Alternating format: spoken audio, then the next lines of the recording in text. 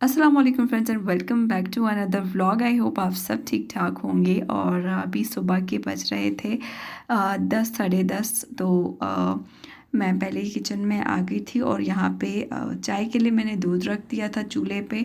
और हस्बैंड जो है आजकल घर पे होते हैं, कुछ दिनों से ऑफिस नहीं जा रहे। तो अभी वो गए हुए हैं पराठे लेने। तो अभी जब संडे होता है, जब भी संडे सैटरडे संडे उनकी छुट्टी होती है, तो वो जाते हैं बाहर से। यहाँ पे कोयटा के जो लच्छेदार पराठे होते हैं, मुझे और मेरे हस्बैंड को बहुत ज़्यादा पसंद है। तो वो अभी वो लेने गए हुए थे और यहाँ पे मैं जो हूँ वो चाय बना रही थी। और साथ ही मैं अपने फादर इन लॉ और मदर इन लॉ के लिए जो है वो डब्बा रोटी के पीसेस यहाँ पे गरम कर रही थी, क्योंकि वो लोग सिर्फ सुबह नाश्ते में चाय के साथ ब्रेड के पीसेस ले लेते हैं और उसके अलावा एक अंडा खा लेते हैं। तो वहाँ पे यहाँ मैं उनके लिए भी नाश्ता तैयार कर रही थी। और यहाँ पे जी अभी मैं निकालने के आई थी जी, ब्रेड निकालने आई थी। तो अभी हस्बैंड जो है वो आते ही होंगे। मैंने सोचा उससे पहले मैं चाय वगैरह रेडी कर लेती हूँ, बाकी सबका नाश्ता रेडी कर लेती हूँ। क्योंकि वैसे आम दिनों में जब ऑफिस के दिन होते हैं तब वो जो है सुबह 7:45 नाश्ता करके चले जाते हैं। और फिर उसके बाद जो है अंकल आंटी का जो नाश्ता होता है वो 10 बजे होता है। तो मेरा भी नाश्ता कभी उनके साथ होता है, कभी पहले हो जाता है, कभी बाद में हो जाता है। तो ये सीन चलता रहता है, हमारा सबका नाश्ता जो है इकट्ठे नहीं होता कभी भी। तो बस दोपहर का खाना और रात के खाने में हम सब मतलब एक साथ होते हैं। बाकी नाश्ते में मतलब टाइमिंग ऐसी नहीं होती कि हम इकट्ठे नाश्ता करें।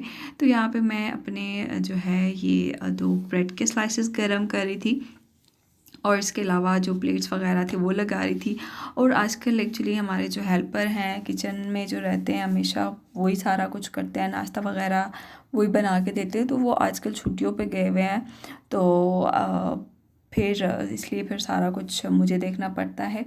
तो एक्चुअली जब वो नहीं होते ना, तो फिर थोड़ा सा शुरू के 1-2 दिन जो आता है ना बहुत मुश्किल हो जाते हैं, क्योंकि आदत ख़त्म हुई होती है बंदे की लेट उठना। और नाश्ता जब आप उठते हो रेडी होके आपके सामने आता है, तो वो चीज़ जब वो नहीं होता कुछ शुरू के दिनों में, तो फिर थोड़ा मुश्किल होता है। लेकिन उसके बाद जब काफ़ी 1 वीक या 1.5 वीक की छुट्टियों पे वो जाता है, तो इसलिए फिर थोड़ा आहिस्ता आहिस्ता की आदत पड़ती है।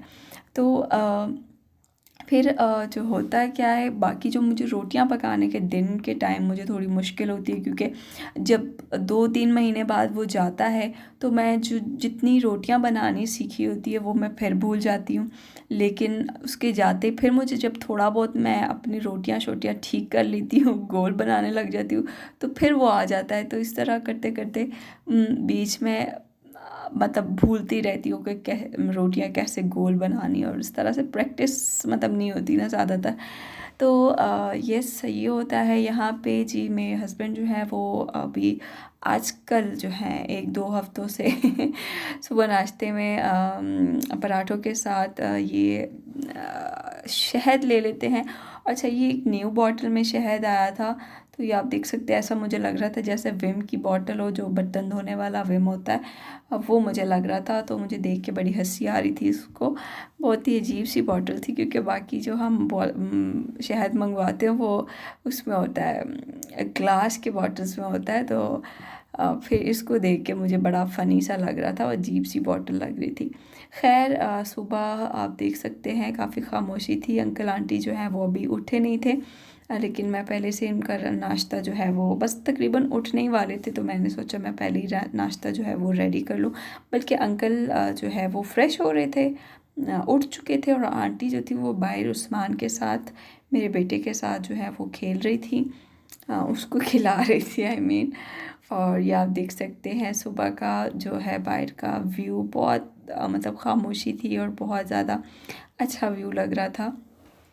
और सुबह सुबह मतलब ये इतना सुबह नहीं था, लेकिन फिर भी आजकल जो है मौसम चेंज हो गया है, तो बाहर का जो है ना आपको ग्रीनरी में जाना बहुत अच्छा लगता है। हल्की हल्की धूप होती है तो अच्छा लगता है। लाइक पहले गर्मियों में जो होता है आपको तेज़ धूप आपको बहुत बुरी लग रही होती है, लेकिन इस वक्त ऐसा नहीं था, अच्छा लग रहा था। तो बस अभी हस्बैंड भी आते होंगे, गेट खुला छोड़ के गए हैं क्योंकि अभी उन्होंने गाड़ी लेके गए हैं, तो वो अभी आ जाएंगे पराठे लेके। और ये आजकल जो है थोड़ा सा मुश्किल हो रहा है क्योंकि जो हेल्पर हैं हमारे वो नहीं होते, तो काफ़ी चीज़ें बाहर से मंगवानी होती है और इस तरह से वो चल रहा होता है, तो थोड़ा सा कुछ काम जो है वो कभी कभार रुक जाते क्योंकि इमरजेंसी तो नहीं, खैर मतलब अर्जेंटली कोई चीज़ अगर चाहिए होती है तो वेट करना पड़ता है या हस्बैंड का या फिर अंकल का कि वो ला के देंगे। लेकिन जब वो मौजूद होता है घर पे तो फिर ख़ुद कर लेते हैं, उसी से मंगवा लेते हैं जल्दी जल्दी में। तो यहाँ पे जो है वो चीनी ख़त्म हो गई थी, मैं चीनी देखने आई थी लेकिन यहाँ पे चीनी मुझे नहीं मिली।